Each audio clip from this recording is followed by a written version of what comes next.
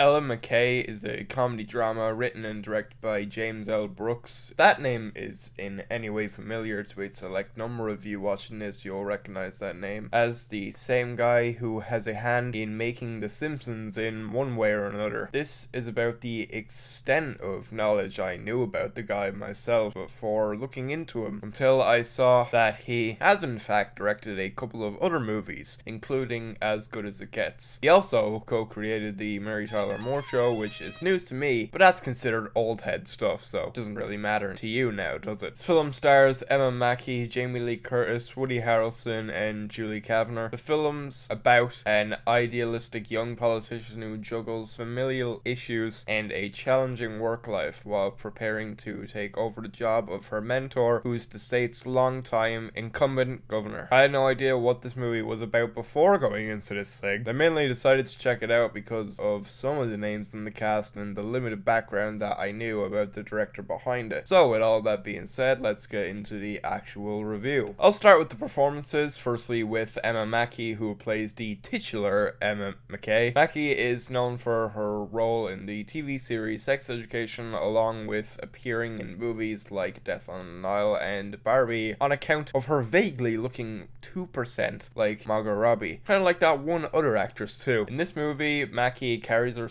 with such wide-eyed wonder, the type of endearment you'd find in that of a kid in a candy store. Or in this movie, I guess a little bit like she's starring in a Frank Capra movie, despite taking place in the somewhat modern age, despite no other actor treating the material like this. To be clear, for most of the runtime, she's not entirely bad or anything. However, she does tend to fall into the trap of overacting in some scenes, which in turn lends itself into what I like to call the for your consideration form of acting. This term I've essentially stolen from the documentary film Pavements, about the band Pavement. For those who haven't seen this movie, firstly I would highly recommend watching it. Basically what they do there is they have segments of a biopic for the band, which is an excuse to just completely satirize how tired biopics have become at this stage. During these segments we see Joe Keery of Stranger Things fame give a big grandiose monologue which quite literally begs for Oscar buzz. Where was I going with this? Oh yeah, Emma Mackey has the type of acting for at least 2 scenes in this that are pretty much that. There really isn't too much else to her character. She goes around the movie smiling wildly at people while occasionally trying to maintain some seriousness when the screenplay requires her to do so. It's embarrassing more so than anything to see her in this, as I want to see her do well since she can put in a good performance, but here she was just very one note. Jamie Lee Curtis is in this too. She plays the role of McCay's aunt. Curtis, of course, is known for her roles in movies like Halloween and TV shows like The Bear. She spends the runtime in this movie overacting, mainly over-exaggerating her line deliveries, which for most of the time felt pretty unwarranted, but when it comes to most of her comedic roles nowadays, this seems to be her whole thing. I've noticed her constantly post about this movie, by the way, raving about how important it is, and yet when I see her here, she never leaves any impression from the time that she's on screen. Woody Harrelson shows up mainly in the beginning and ending parts of this movie. Harrelson is known for his roles in movies like Zombieland and No Country for Old Men. For the time he appears on screen, he does his usual thing of bringing a charismatic aura to his character, despite this looming sense of desperation which gave a pathetic aspect to how he went about himself. The reason I say this is how the character is talked about in the screenplay and by other characters in the movie. However, he's never given time to develop the more slimy and pathetic side of his character, so he's stuck with his usually approachable manner, which again, as the pattern is continually growing in this thing, his character is left simply just one note. Julie Kavner is here too. She's known for her roles in movies like Awakenings, but most of you watching this video would mainly know her as the voice of Marge Simpson. I don't mean this as an insult in any shape or form, but I was surprised to hear her voice sound somewhat alright in this thing. I guess because she wasn't truly damaging her voice here. She doesn't do all too much in this. I think she's meant to be the comic relief of the film, or at least the main comic relief anyway. But at least to me, she never said or did anything particularly funny. She just acts like McCay's lapdog who follows her around almost wherever she goes, idealizing her, basically acting like an extension of the character, not leaving much room to be her own character as far far as I could see. I don't have much else to say about some of the other performances that can be found in this thing, as some people will show up for a brief period and just don't do a lot. I'll do my best to talk about whatever plot is scraped together in this, but I gotta be honest, there's not a lot to go off of here. I'm not gonna spoil the movie, at least not outright anyway. If I end up doing so, I mean, sorry for the 3 people that have any interest in seeing this. The movie starts with Julie Kavner's character explicitly telling the audience she'll be the narrator of the movie, which is a weird way of setting up her character. It's bizarre because from the way she's introduced, you would think that the reveal at the end of the movie is that she'll be Ella McCay now as an old woman, but no, she's just someone that she knows, I guess. Her narration is completely useless in this thing. Half the time the narration is her explaining what is quite literally happening on screen, as the writers think that the audience is too stupid to understand it. I mean, I get it, it's for old people, but come on. During the first and second act of this movie, we go back and forth with the past and present, just as a means to get more context into Ella McCay's life. But none of these scenes end up holding an intense amount of relevance on the rest of the movie, at least not enough for the writers to try string it all together. I think my biggest issue with this is that the movie doesn't know what it wants to be. There's elements in this that has some pretty serious topics that for most of the time in my eyes get treated like jokes, which felt like such poor taste. There is no good balance achieved here. On one hand, it wants to be a legal drama about this woman coming into her own, trying to succeed in her career, what briefly will get abandoned to become more of a family drama that happens to have comedic elements thrown in every now and then, even when it feels completely unwarranted. By the time I got to the third act of this, I was just completely zoned out. I could barely tell what was happening, which is a major issue since this has no implication of being a quote-unquote confusing movie. It's confusing not for its plot structure, but for how it handles the way its story is told. And for me, its story isn't told well at all. The drama in the movie isn't compelling. By the end of the second act, we are introduced to antagonistic forces which are written to be so over-the-top cartoonish that it reminded me how this was created by someone who has an involvement with the Simpsons. Still, to this day, go figure. This fact helps solidify that none of the jokes in this movie ever worked at all. There are specifically 2 standout moments which present some of the most awkward overacting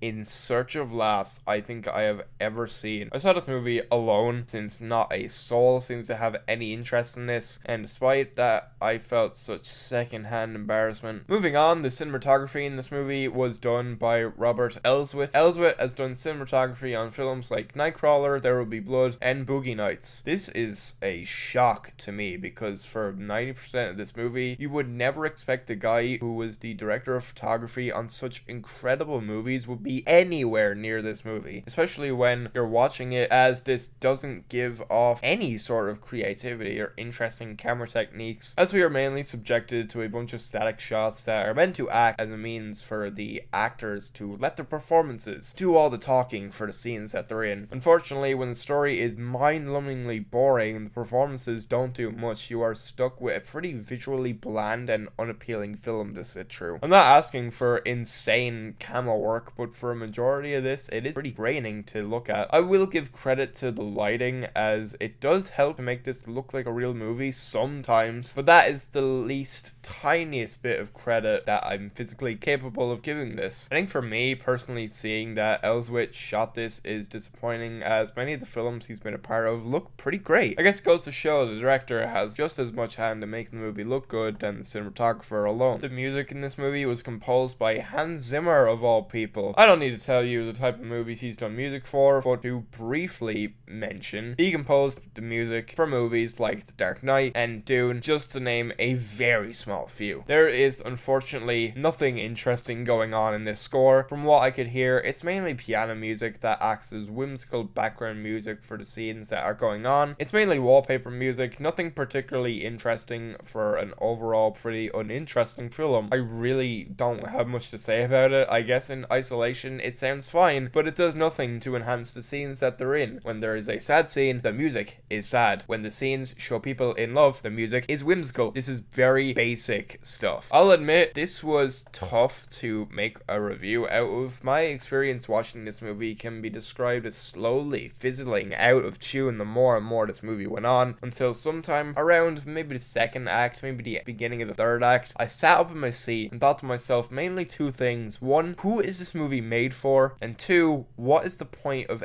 anything that's going on? It's strangely pro-political too. This movie is set in 2008 during the recession. Seemingly, if you only use Ella McCay's character, seem more acceptable, more sympathetic. I don't know, but every scene in this movie does give off the vibe that it was written by an out-of-touch rich old man, and that is exactly what this is. This movie isn't funny bad like a lot of bad movies, but it's definitely boring bad. It's inoffensively bad. This is the most easygoing, accessible movie I've ever seen, and for my money, it does nothing to leave an impact. It'll enter your eyes and immediately leave your brain the second you walk out of that theater. I'm giving Ella McCay 2 stars. The performances have no consistency, whether it's a mix of overacting or underacting. On top of this, some people here just feel miscast or wrongfully cast, as their talent doesn't belong in a movie as bland and boring as this. Bland is the best way to describe this, as the story does nothing to be interesting. It has no interest in being interesting, as it simply has nothing to say. Full of boring, static shots to make for an overall slog to get through. If you, for any reason, have the smallest amount of interest in checking this out, it is currently running in theaters, and hey, it is nice to see an original movie in cinemas, but there are many other different choices you could choose from. I